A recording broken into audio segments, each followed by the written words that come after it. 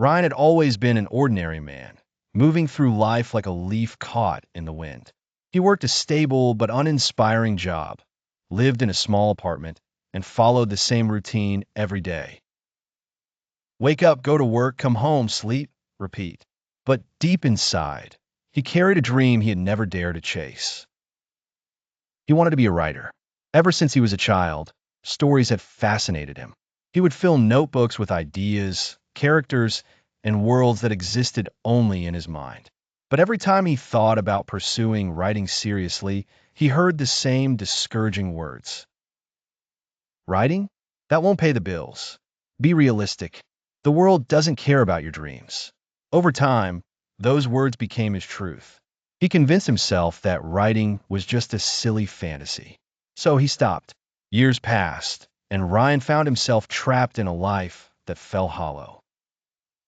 Then, one day, the worst happened. He lost his job. It wasn't just about money. Losing his job felt like losing his identity. He sat in his dark apartment, staring at the ceiling, wondering, is this it? Is this all my life is meant to be? One cold evening, as he wandered aimlessly through the streets, Ryan noticed a small cafe tucked away between two buildings. It was strange. He had walked this street countless times, yet he had never noticed it before. Warm light spilled from the windows, inviting him inside. The place had an old-world charm, filled with bookshelves and the soft hum of jazz music. In the farthest corner, he noticed an old man writing in a leather notebook, completely lost in his work. Curiosity drew Ryan closer. You seem deep in thought, Ryan said, trying to start a conversation. The old man smiled.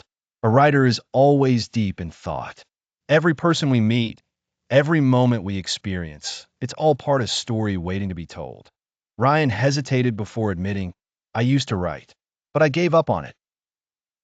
The old man studied him for a moment and then said something that struck Ryan like lightning. Everyone has a story, but only a few are brave enough to tell it. They spoke for hours. The old man's name was Mark, and he had spent his entire life writing, even when no one believed in him. Even when his books went unnoticed. He never stopped. You write because you love it, Mark said, not because the world tells you to. That night, as Ryan walked home, something inside him stirred. A feeling he hadn't experienced in years. Hope. For the first time in years, Ryan pulled out an old notebook, one he had abandoned long ago. The pages were filled with half-written ideas, characters waiting to be brought to life. He hesitated. What if I'm not good enough? What if no one cares? But then he remembered Mark's words. So he picked up his pen and began to write. At first, it was hard. His sentences felt clumsy, his ideas scattered. But he kept going. Each night, he wrote a little more. His first story was terrible. His second one wasn't much better. But by the third, something changed. The words began to flow. Yet, fear still lingered. He wondered, what if no one ever reads my work? What if I'm just wasting my time? After months of writing in secret, Ryan made a bold decision. He submitted one of his short stories to an online magazine. It was terrifying. His heart pounded as he hit send. Weeks passed. No response. He convinced himself it was a mistake. I knew it. I'm not good enough. Then, one morning, an email arrived. Your story is incredible. We'd love to publish it in our next issue.